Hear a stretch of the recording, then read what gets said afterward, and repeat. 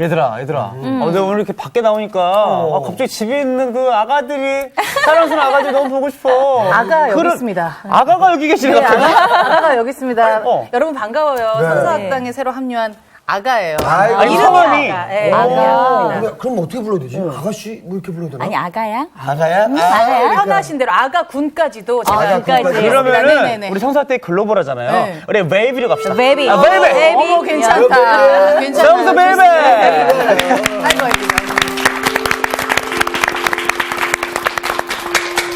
아이고 저기 뭐야. 담임 선생님도 모르면서 전화가 오고 그래요? 이게 뭐가 갑자기 진행된 일이어가지고. 너무 오고 싶어갖고 제가. 네. 아니, 그 다음에 이제, 여운계 씨? 여인정입니다. 여러분, 뒷담화라는 거 알죠? 뒷담화 있죠. 뒷담화. 네. 저는 그냥 뒷담화 그래서 그건 줄 알았더니 뒷담화더라고요. 그래서 그런 게 실제로 있는 거예요. 아니, 여윤정 씨는 뒷담화도 안 무서운가 봐. 어딜 잘 갔네요. 이게 말이에요. 네. 아가씨가 헐났다. 이 한마디로 뒷담화는 끝 아니겠어요? 한 번 해버렸습니다.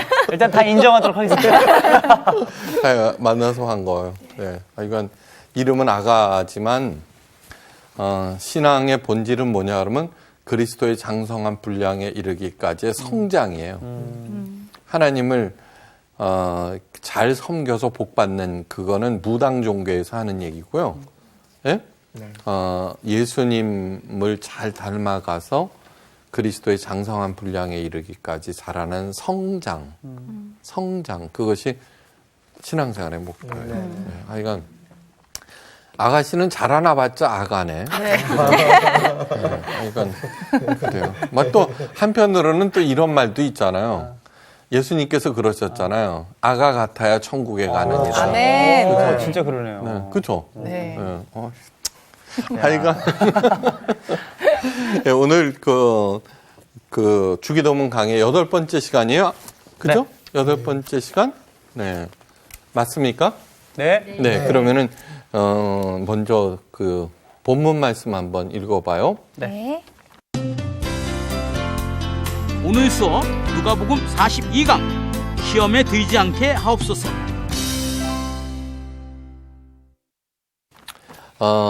누가복음 11장 1절에서 4절 말씀이죠? 네. 아가씨 목소리 한번 들어봅시다. 한번 읽어보세요. 네, 예수께서 한 곳에서 기도하시고 마치심에 제자 중 하나가 여짜오되 주여 요한이 자기 제자들에게 기도를 가르친 것과 같이 우리에게도 가르쳐 주옵소서. 예수께서 이르시되 너희는 기도할 때 이렇게 하라. 아버지여 이름이 거룩히 여김을 받으시오며 나라가 임하옵시며 우리에게 날마다 일용할 양식을 주시옵고 우리가 우리에게 죄 지은 모든 사람을 용서하오니 우리 죄도 사하여 주시옵고 우리를 시험에 들게 하지 마시옵소서 하라. 네. 됐어요. 오늘은 시험에 들게 마옵소서에 대해서 공부하겠어요. 하늘에 계신 우리 아버지여 이름이 거룩히 여김을 받으시며 나라의 임하옵시며 뜻이 하늘에서 이룬 같이 땅에서도 이루어지리라. 거기가 하늘에 계신 우리 아버지여 하면 기도의 대상이에요. 그죠? 네. 그 대상에 따라서 그 기도가 다 달라져요. 예. 하늘에 계신 내 아빠한테 기도하는 거예요. 예. 친한 사람은 아무리 멀리 있어도 가장 가까운 거예요. 그죠? 네. 그걸 얘기하고 세 가지는 하나님에 대한 기도예요. 그죠? 그 다음에 우리를 위한 기도, 일용할 양식을 주옵시고 죄 지은 자를 용서한 것 같이 죄를 사하여 주옵시고 세 번째 기도가 뭐냐면 시험에 들지 말게 하옵소서예요. 어떻게 하면은 시험에 들지 않을까? 오늘 그거 배우는 거예요. 네, 어떻게 하면은 시험에 들지 않을까? 여러분 이신신 장군 알아요? 이순신이요? 신신이요? 신자를 좋아하잖아요. 그래서. 아니요. 근데 저는 경상도에서 살았는데 어렸을 때는 이신신 장군 그래서 진해에서요. 네. 그래가지고 그게 자꾸 생각나서 이순신 장군. 진해 가면은 그 이순신 장군 동상이 있어요. 그 유명한 동상. 그러니까 이순신 장군. 이순신 장군을 뭐라고 불러요? 성웅. 옳죠. 네. 성웅 이순신. 영웅보다 위에 있는 단계라고 하죠. 그렇죠. 네, 맞아요. 성자가 뭐냐 그러면 거룩할 성자죠. 거룩하다는 것은 구별된다는 뜻이에요. 여러 가지 여러 영웅들 중에 이순신 장군은 구별이 된다는 거예요. 뛰어나다는 얘기예요. 그렇죠? 네. 근데 이순신 장군은 여러 영웅 중에 가장 뛰어나게 만든 어떤 면이 하나 있어요. 그렇죠? 그죠? 어떤 면. 예, 뭔지는 몰라도. 예, 그거부터 해요. 이순신 장군의 배는 13척이 남았어요. 근데 외놈 배는 무려 300척이에요. 중과 부족이죠. 그죠? 300대 13은 보나마나 필패예요. 그죠? 필패예요. 그런데 이순신 장군은 외적을 물리치러 그 13척의 배를 끌고 나가세요. 왜냐하면은 그런 것은 이순신 장군의 변동될 수 없는 어떤 굳건한 태도예요. 그죠? 죽으면 죽으리라는 태도. 하여간, 그 태도가, 그 어떤 것도 무릅쓰게 만들어요. 네. 의미요법. 제가 아주 자주 인용하죠. 의미요법이라고 하는 것을 쓴 빅터 프랭클 박사라는 정신과 의사가 있어요. 의미요법이라고 하는 건 뭐냐 그러면은 정신과 의사니까 정신병 치료를 해주는 거예요. 네. 그런데 이분이 아우슈비츠 그 죽음의 수용소에서 살아남은 유대인 의사예요.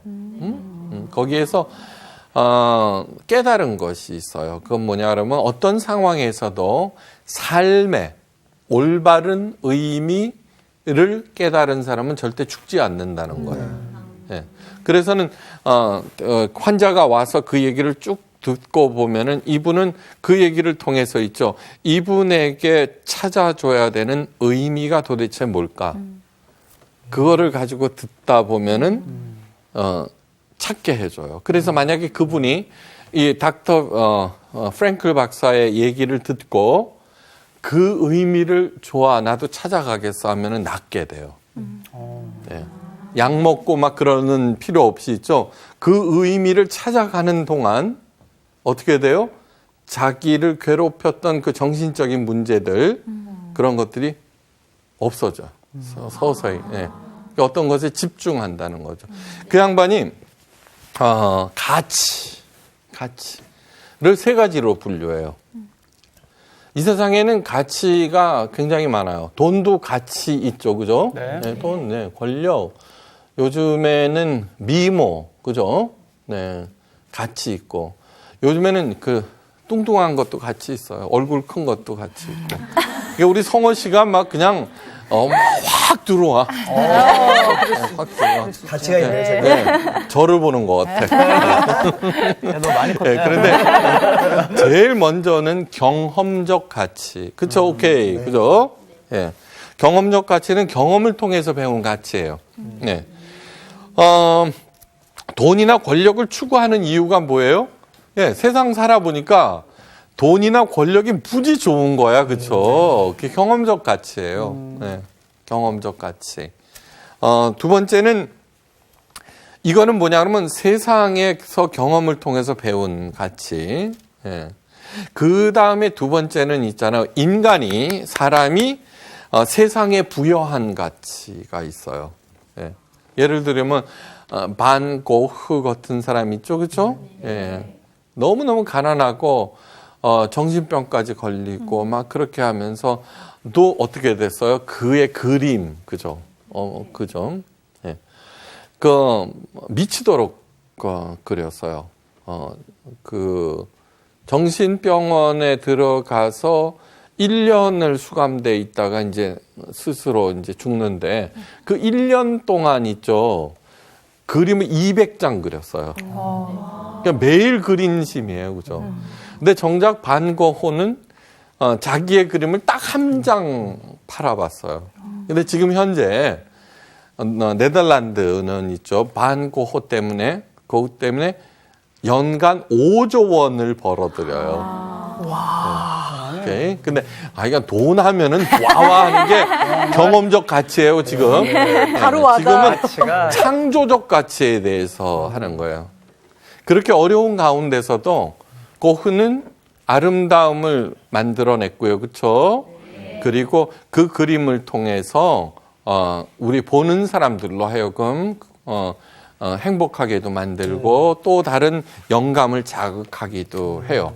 그러니까 이거는 이미 있는 것들이 아니라 그죠? 인간이 부여하는 거예요. 자, 맨 처음엔 경험적 가치, 그죠? 가치. 그 다음에 최고의 가치가 있어요.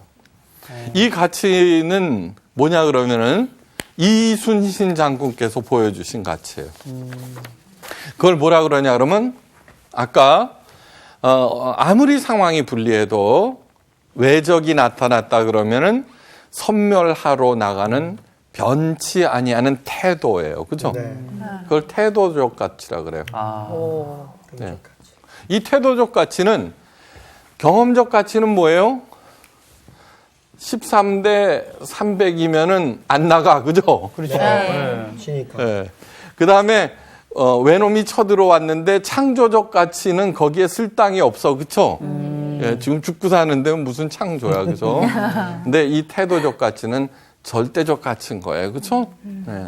이것이 그 사람의 삶을 결정을 해요. 태도적 가치. 근데 이 태도적 가치는 보통 사람들이 잘 추구하지 않아요. 보통 사람들은 그냥 경험적 가치만 추구해요. 그죠? 왜 그렇게 기를 쓰고 다이어트해요? 네. 경험적 가치예요. 요즘 이쁜 게 대세다. 그죠? 이렇게 되는데 태도적 가치는 뭐예요? 그래? 나는 그렇게 생각하지 않아. 하고 뚱뚱하면서도 자기의 태도를 견지하며 당당하게 사는 신땡땡 목사. 그러니까 그 태도적 가치예요. 그러니까 사실은 태도적 가치는 세상에 그러한 그딴 것들을 제압하고도 남아요. 그러나 올바른 태도여야지 된다는 거예요. 그렇죠? 네. 그러니까 나는 지금까지 무슨 무슨 가치를 추구하고 살았는가 한번 생각해 보셔야 돼요. 네. 보통 경험적 가치예요. 네. 돈, 명예, 권력, 외모 이런 거, 네. 그런 것들이에요. 그래서 그 삶이 있잖아요. 세상에 휘둘려요. 그렇죠? 휘둘려. 네. 이런 시대에 텔레비전을 보면은 혼자서 산속에 들어가서 행복하게 사는 사람들 얘기가 좀 많이 나오더라고요. 네. 그죠? 자연인들에서. 네. 이게 그 양반들은 꿋꿋해. 그죠? 네. 오히려 더 행복하게. 그러면 경험적 가치를 초월하자 새로운 세계를 보게 됐다는 그런 얘기를 하고 있는 거예요. 자, 예수님께서 시험에 들게 마옵소서라고 했는데 제일 먼저는 세상이 말하고 있는 그러한 가치에 대해서 맹종하지 말고 한 번쯤 회의해 봐야 돼요. 예수님께서 이 땅에 오신 이유는 뭐냐 하면은 그 세상적 가치, 경험적 가치에 맹종하면서 죽음의 길로 가는 하나님의 자녀들, 모두 다 하나님의 자녀들이에요. 네. 그걸 스톱시키기 위해서요. 그리고 전혀 새로운 가치를 보여주기 위해서요. 그래서 아브라함을 부르시고 너희는 본토 친척 아비 집을 떠나. 그렇죠? 보세요. 본토 친척 아비 집은 바로 경험적 가치라는 거 알겠죠? 그렇죠? 그거를 떠나 내가 지시하는 곳으로 가라. 이 창조적 가치도 아니야. 그렇죠? 네. 어떤 전혀 새로운 세계로 가보라는 거예요. 네. 이게 신앙생활이에요. 이 성경에는 무슨 얘기가 써 있냐 그러면 하나님께서 보여주시는 전혀 새로운 세계가 들어가 있는 거예요. 이거를 어떻게 했어요? 사람들은 있잖아요. 목사들은 열심히 복받는 비결집으로 만들었어요. 그게 가장 잘못 만들어 놓은 거야. 그래서 복받는 비결집으로 만들어 놓고 또 뭐를 얻게 해요? 그렇죠. 돈, 권력, 명예 이딴 것들을 네가 잘 섬기면은 이러한 것들을 얻을 수 있어라고 얘기하고 있는 거예요. 그거는 하나님의 뜻과는 전혀 반대로 나가죠. 그렇죠? 네.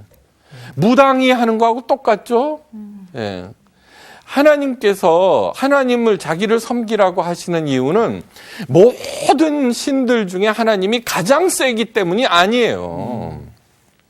그거 아니에요. 네.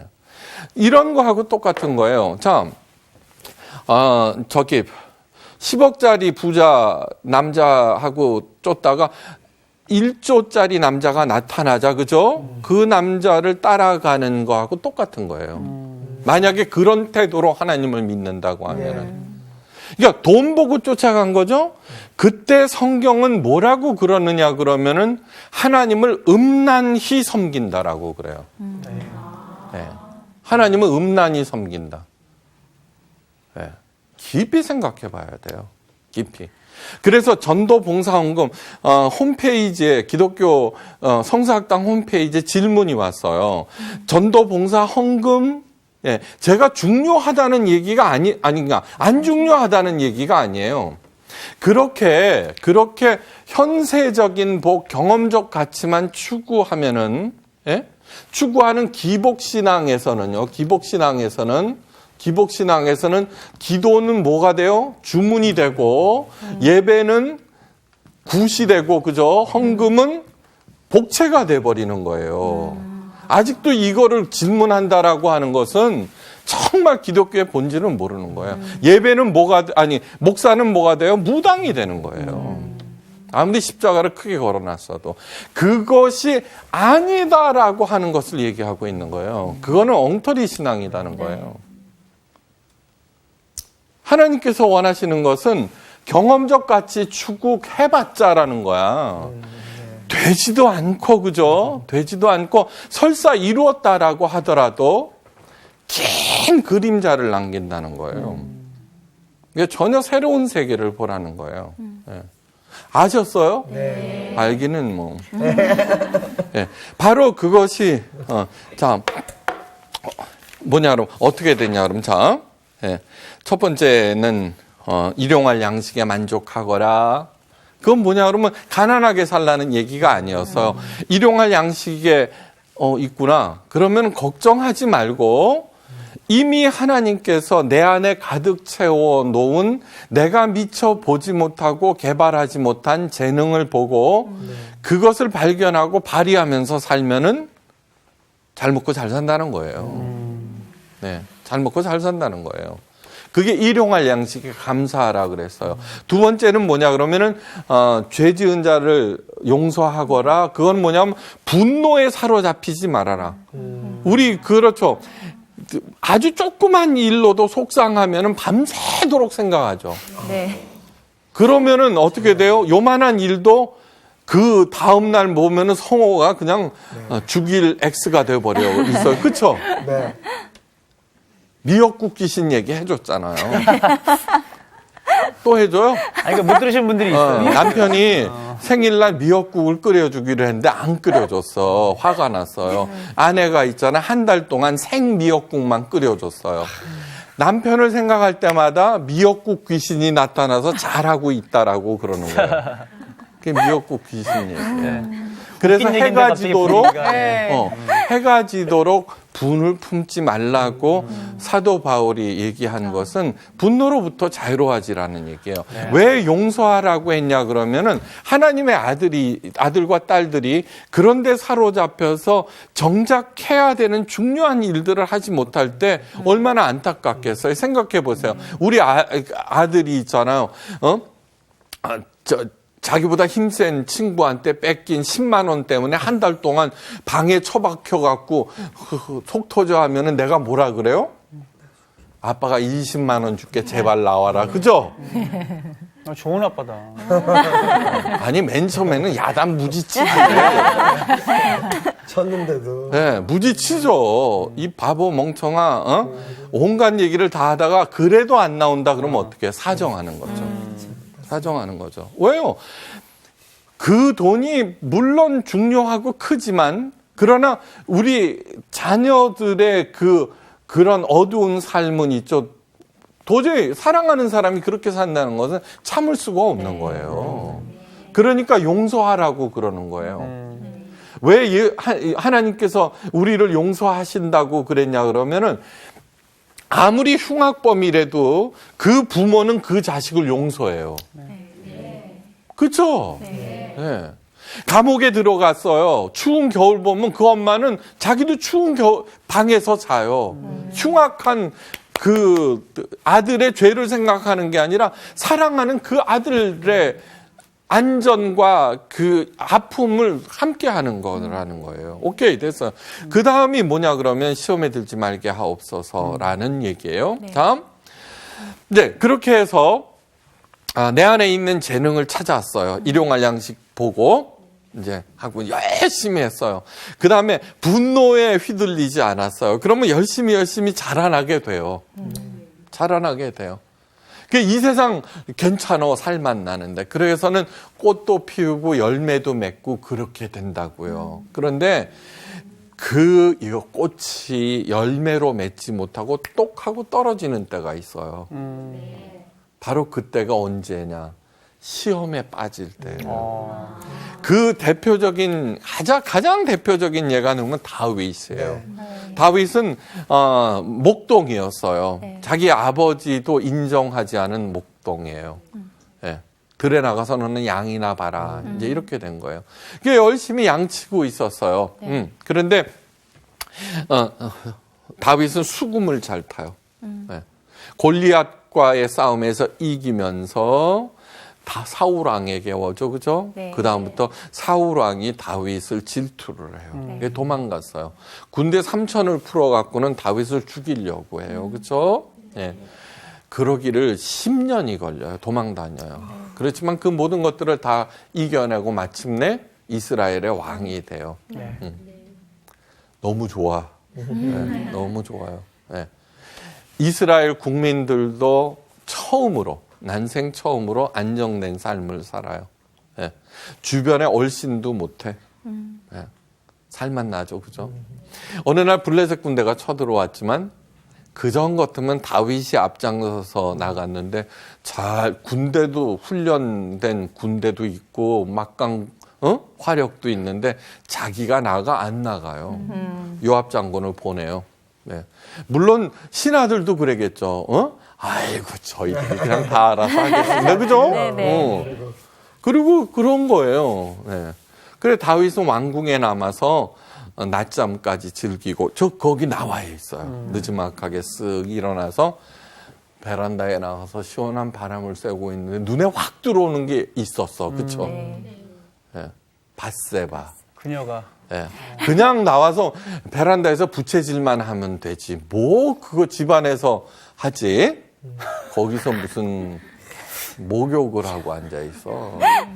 그래서 저는 다윗의 잘못이 아니라고 봐요. 왜냐 그러면 이름 자체에서 나와요. 밧세바가 뭔지 알아요? 몰라요. 가르쳐줘요? 네. 하여간 우리 하나님도 목욕이네요. 그녀가 목욕을 했다. 목욕하는 그녀를 봤다고. 목욕하는 그녀를 보라는 얘기. 저걸 빨리 해봐요. 봤어요, 바시바. 알았어? 네. 정말 대단하시네요. 괜찮았어요? 기발한데요. 그래 영어 공부를 평소에 잘하라고. 네. 알겠습니다. 네. 어떻든 어떻게 됐어요? 시험에 빠져버린 거예요. 네, 시험에 빠져버린 거예요. 다시 말해서 일용할 양식 걱정하지 아니하고 그렇죠? 자기 열심히 살고 하나님과의 관계를 통해서 잘 나가다가도 그거를 갖다가 똑 떨어지는 경우가 있어요. 그게 바로 시험이에요. 우리도 잘 알아요. 예수님께서 공생애를 시작하시기 전에 가장 먼저 하신 일이 뭐예요? 세 가지 시험을 견디고 이기는 일이었어요. 그렇죠? 만약에 예수님께서 그 사탄의 시험 세 가지를 이겨내지 못했으면은 그분은 아무리 하나님의 아들이라고 하더라도 메시아가 되지 못했어요. 그렇죠? 네. 이 다윗은 여자한테 넘어갔지만 오늘날 우리들에게 최고의 유혹이 있어요. 하나. 그게 뭘까? 여러 가지가 있겠지만 그건 뭐냐 그러면은 이미 여기에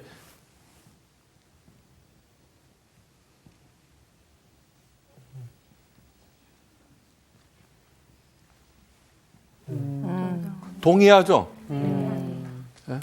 돈이면은 어떻게 돼요? 죽은 귀신도 부려. 돈이면은 뭐예요? 네. 대통령도 권력도 사요. 그렇죠? 네. 그렇죠? 맞죠? 네. 자본주의에서 노동 없는 한탕, 그것이 최고의 유혹이에요. 자, 거기에 비춰서 볼 때 2000년 전 예수님께서 뭐라 그랬어요? 사탄한테 40일 금식하는 사탄. 네가 하나님의 아들이야? 그럼 그러면은 이 돌멩이 더러 떡이 되게 해. 그거였어요. 그렇죠? 네. 하실 수 있죠. 그렇죠? 네. 네. 그런데 사람은 떡으로만 사는 게 아니야. 이 바보야. 하나님의 말씀으로 살아. 그럼 물리치셨어요. 근데 돌을 떡이 되게 하는 게 무슨 수리수리 마수리 그게 아니에요. 오늘날은 뭐든지 다 돈으로 다 만들어요. 그죠? 네. 그죠? 네. 전부 돈으로 만들어요. 우리들이 초조해하는 이유가 뭐냐 그러면 내가 가지고 있는 그 재능들을 돈으로 바꾸지 못해서가 아닐까? 그렇죠?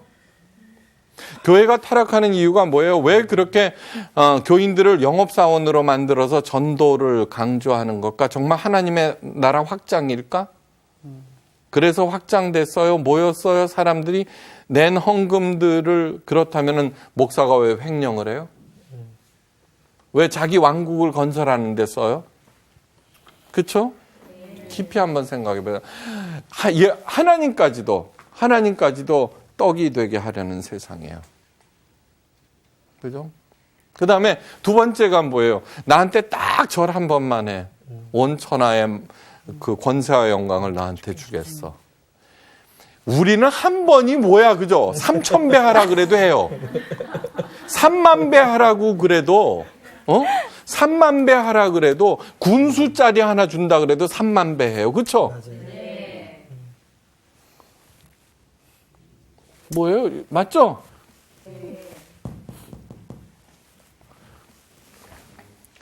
하나님 외에 오직 하나님만 섬기라 그랬어요. 그죠? 네. 그분만 경배하고 그분에게 절하라 그랬어요. 세 번째는 뭐예요? 이제 예수님께서 하도 성경 말씀만 딱딱 인용해서 딱딱 하니까 그건 말로만 그런 것이 아니라 우리도 성경 말씀 얼마든지 인용해요. 그런데 예수님은 다 넘기셨지만 우리들은 그 많은 성경 구절을 외우고 있음에도 불구하고 껄떡껄떡 넘어가는 이유는 그 말씀을 살지 않았기 때문이에요. 그렇죠? 내가 13척의 배가 있어요. 12척만 와도 안 나가. 그죠? 그렇죠? 근데 이순신 장군은 300척이 와도 나가는 이유가 어떤 상황에서도 변치 아니하는 태도라는 얘기예요.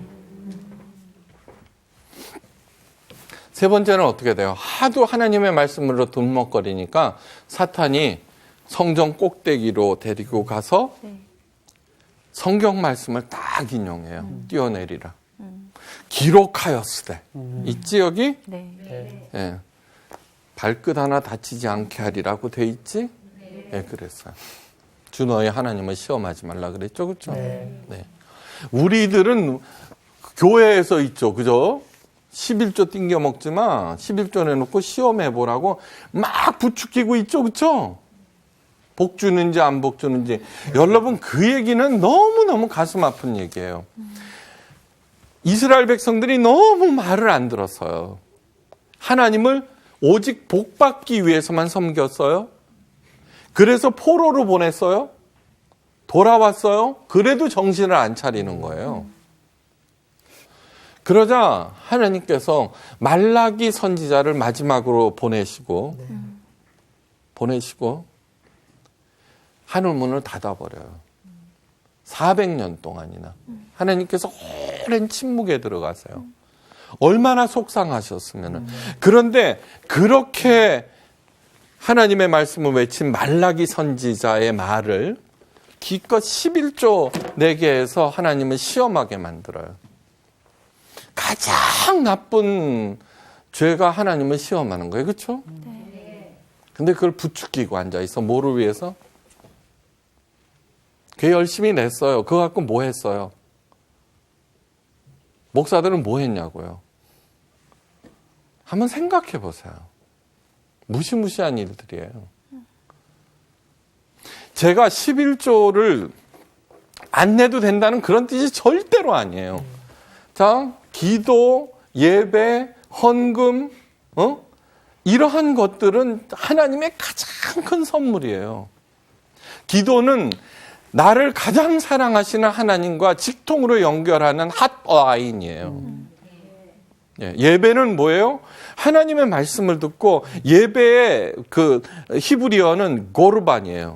고르반은 친밀해지다, 가까워지다는 거예요. 일주일 동안 세상 나가서 이렇게 살다가 하나님 만나러 오는 거예요. 왜요? 가장 사랑하는 그분. 그런데 뭐예요? 이 목사가 하나님과 중간에 서갖고는 어허, 정성이 부족하구만. 태도가 뭐야? 그 와이셔츠 바람으로. 그쵸? 이 예배를 통해서 어떻게 해서든지 하나님을 가장 사랑하게 만들어야 되는데 그걸 구판으로 만들어버린 거예요. 헌금은 뭐예요? 헌금? 11조는 당신은 나의 주인입니다라는 신앙 고백이에요. 그걸 복채로 만들었어요. 그거를 제가 개탄하지 않을 수가 있어요? 그러니까 하여간 그 세 가지 어떻게 돼요? 하나님을 섬기라 그러면 어떻게 돼요? 네, 높은 데서 뛰어내려도 다치지 아니하다. 노동 없는 한탕이죠. 이거 봐요. 내가 예수를 잘 믿든 안 믿든 높은 데서 뛰어내리면 어떻게 돼요? 사망 내지는 부상이죠. 요행이 살아났다고 쳐요. 그게 얼마나 무서운 얘기인지 아세요?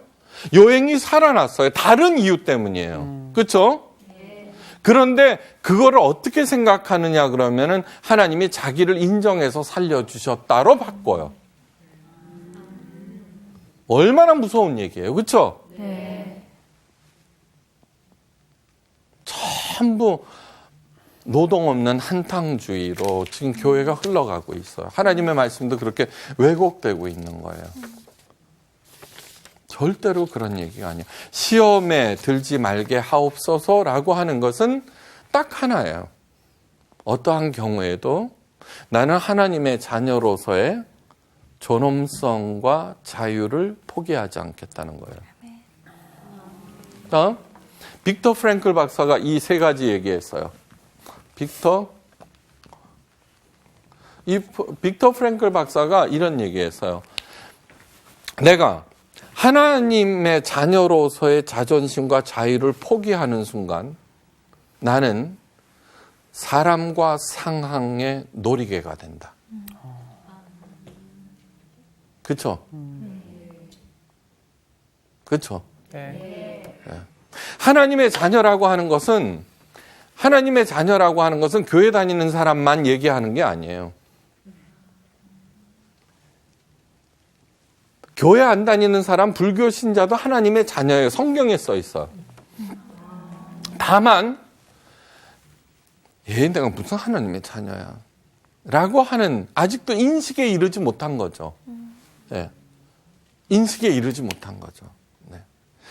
이유 여하를 막론하고 그 얘기를 잊지 마셔야 돼요. 오늘부터 자, 다른 종교에서는 뭐라 그래요? 네가 치성을 드리고 도를 닦고 그 종교에서 행하는 일을 열심히 하면 하나님의 자녀로 삼아준다라고 그러죠. 그죠?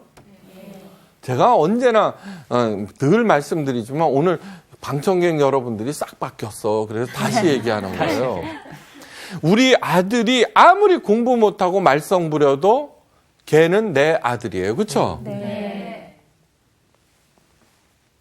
그럼요.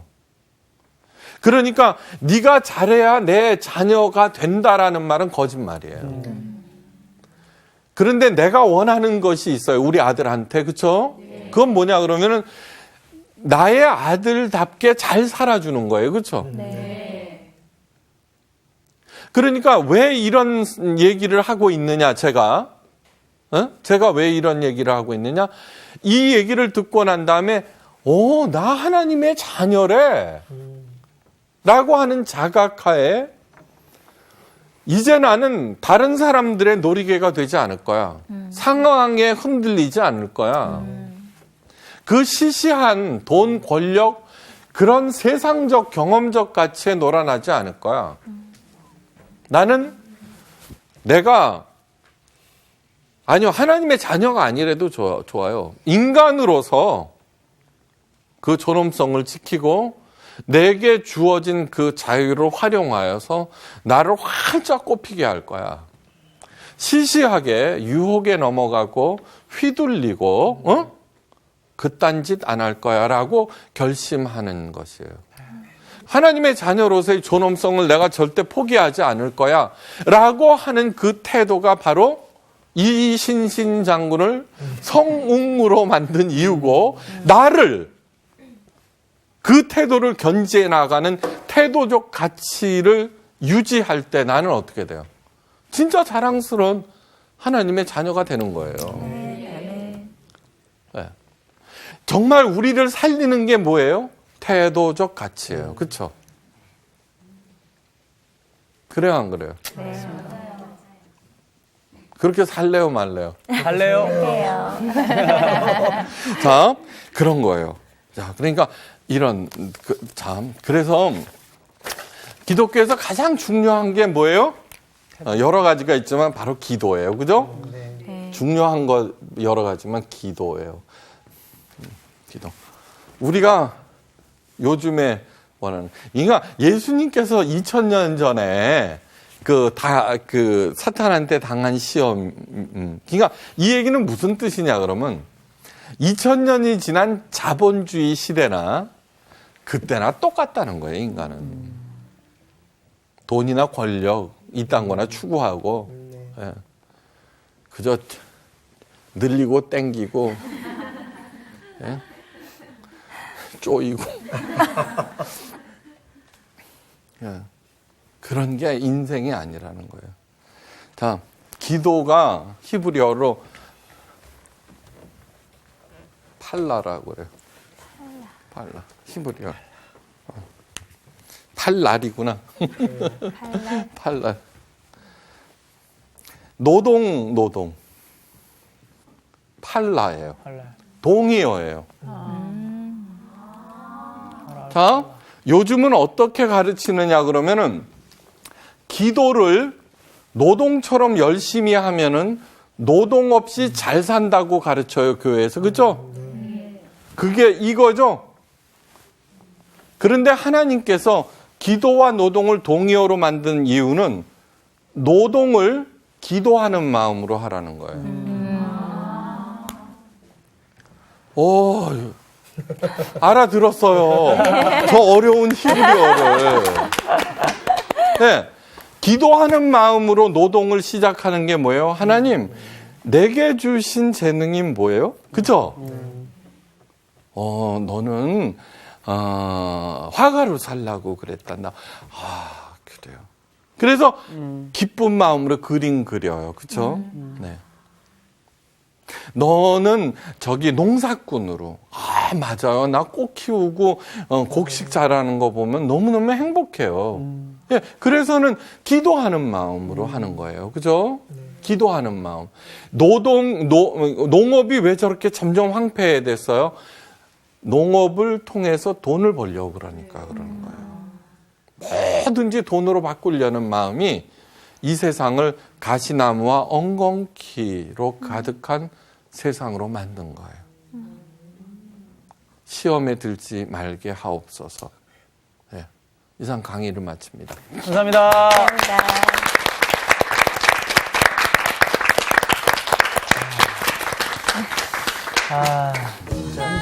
나는 마지막 그 말이 노동과 기도가 동의어라는 그 말이 살면서 자꾸 진짜 요거에 따라서 막 달려갔던 내 모습이 자꾸 더 많이 생각이 나는 것 같아요. 우리 메이가 오늘 생각이 많이 아, 났어요. 너무 막 나중에는 소름이 끼쳤어요. 와, 약간.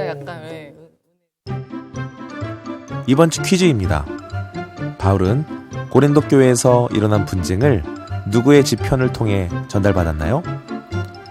1번 아볼로, 2번 게바, 3번 스테바나, 4번 글로에.